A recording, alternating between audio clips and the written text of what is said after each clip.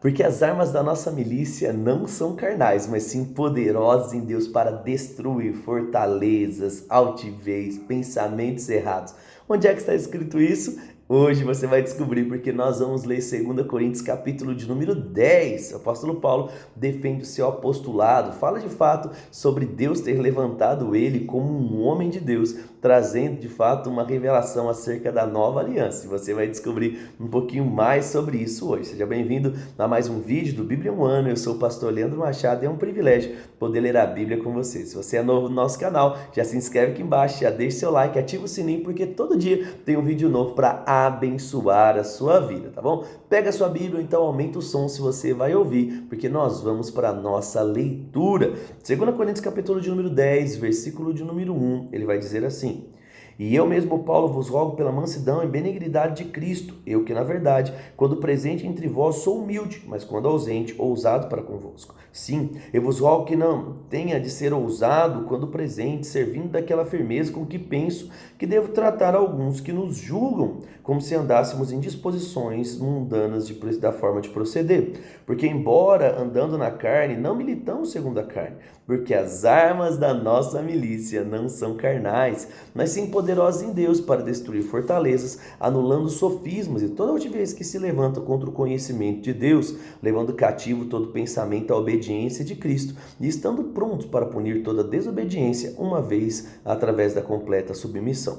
Observai o que está evidente: se alguém confia em si mesmo que é de Cristo, pense outra vez consigo mesmo, assim como ele é de Cristo, também nós somos. Porque se eu me gloriar um pouco mais a respeito da nossa autoridade, o qual o Senhor nos conferiu, para a edificação e não para a sua destruição, não me envergonharei, para que não pareça que meu intuito é intimidar vocês por meio de cartas. As cartas, com efeito, dizem, não é, são graves e fortes, mas a presença pessoal dele é fraca e a palavra desprezível. Considere o tal isto: o que somos na palavra por cartas, estamos ausentes, tal seremos em atos quando presentes, porque não ousamos classificar-nos ou comparar-nos com alguns que se louvam em si mesmos, mas eles, medindo-se consigo mesmo, comparando-se consigo mesmo, revelam insensatez. Então, a gente entende aqui que outras pessoas estavam tentando destruir o trabalho do apóstolo Paulo. Acontecia muito isso: ele saía, fundava a igreja e ele ia. Quando ele saía, outros vinham, e nesse caso aqui chegavam até enviar carta, tentando destruir a doutrina.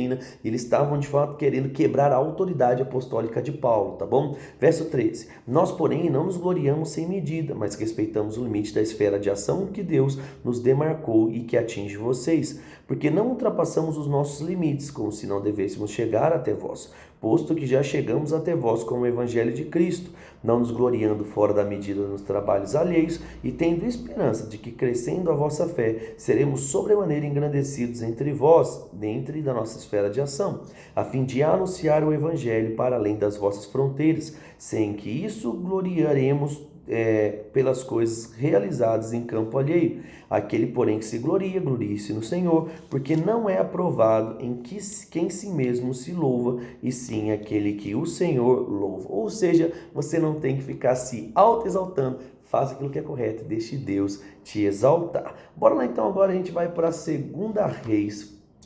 24. A gente viu aí que estava tudo bem com Josias, e aí de repente o seu sucessor se levanta, e aí a gente sabe que o negócio não dá bom. E agora vamos ver o que vai acontecer no reinado de Jeoaquim. Ele diz: Nos dias de Joaquim subiu Nabucodonosor, rei da Babilônia, contra ele. Por 3 anos ficou seu servo, então se rebelou contra ele. Enviou o Senhor contra Joaquim bandos de caldeus e bandos de sírios, moabitas, filhos de Amon. Enviou-os contra Judá para destruir, segundo a sua palavra que o Senhor falara através dos profetas e servos. Com efeito, isso sucedeu a Judá por mandato do Senhor, que o removeu de sua presença por causa de todos os pecados cometidos por Manassés, como também por causa de sangue inocente que ele derramou, com o qual encheu a cidade de Jerusalém. Por isso, o Senhor não quis perdoar. Quanto aos mais atos de Joaquim e tudo quanto fez porventura, não estão escritos no livro das histórias dos reis de Judá? Descansou então Joaquim com seus pais e junto com seu filho, e ele o reinou em seu lugar. O rei do Egito nunca mais saiu da sua terra, porque o rei da Babilônia tomou tudo o que era dele, desde o ribeiro do Egito até o Eufrates. Verso 8.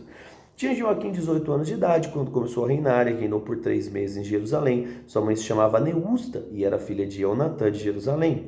Fez ele o que era mal, meu Deus, de novo. Fez ele o que era mal perante os olhos do Senhor, segundo tudo quanto fizera o seu pai. O que a gente aprende aqui: pais, vocês são exemplos para os seus filhos. Vivam uma vida correta para que aumente a chance deles fazerem boas escolhas. Verso 10. Naquele tempo subiram os servos de Nabucodonosor, rei da Babilônia, a Jerusalém, e a cidade foi cercada. Nabucodonosor, rei da Babilônia, veio até a cidade quando os seus servos a sitiavam.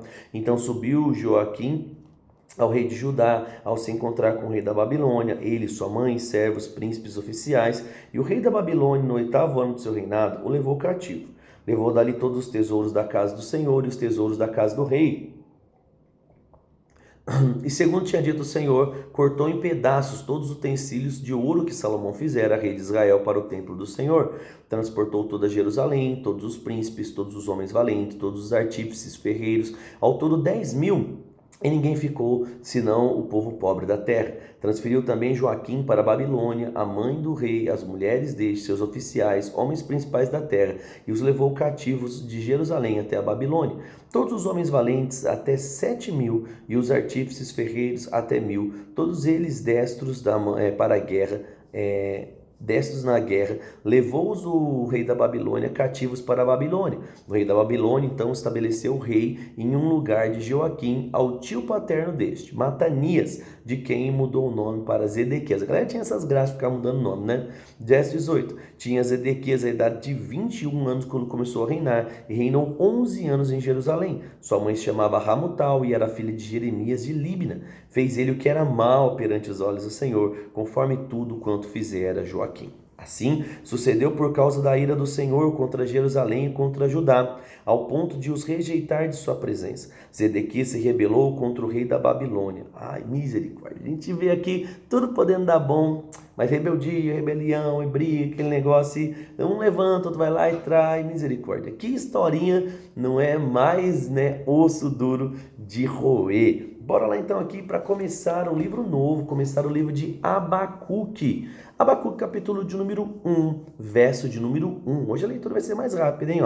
E ele diz, sentença revelada ao profeta Abacuque. Agora o negócio vai apertar para ajudar. Ele diz, até quando, Senhor, clamarei eu e tu não me escutarás? Gritar-te-ei violência e não me salvarás? Por que me mostras a iniquidade e não fazes ver a opressão? Pois a destruição e a violência estão diante de mim. Há contendas e litígios se suscita. Por essa causa a lei se afrouxa. A justiça nunca se manifesta, porque o perverso cerca o justo. Justiça é torcida.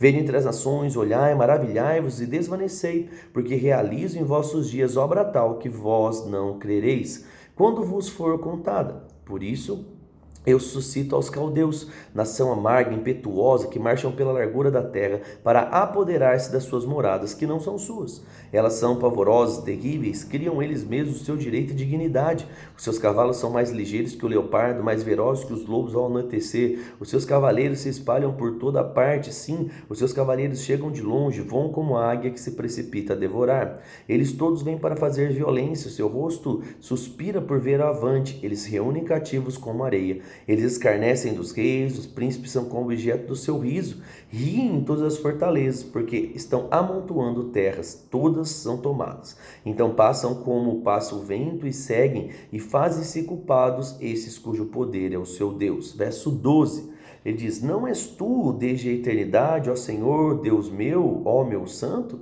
Não morreremos. Ó Senhor, para executar juízo, puseste aquele povo. Tu, ó rocha, o fundaste para servir de disciplina. Tu és tão puro de olhos que não podes ver o mal e a opressão. Não podes contemplar, porque então toleras os que procedem perfidamente e te calas quando o perverso devora aquele que é mais justo do que ele?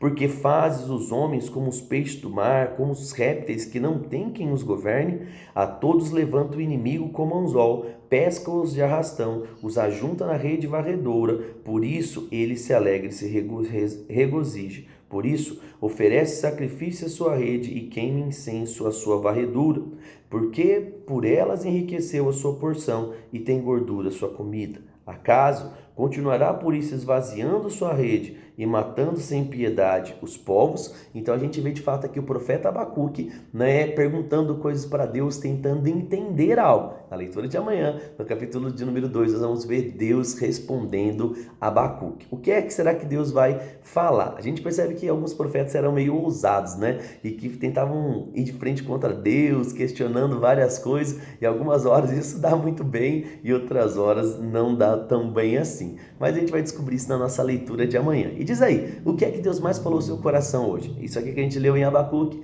o que nós lemos em Reis, o que nós lemos em Coríntios. Paulo defendendo a sua autoridade, falando que as armas das milícias não são carnais, que ele não ia ficar batendo de frente. A história aqui dos reis de novo errando. Agora o profeta Abacuque falando com Deus.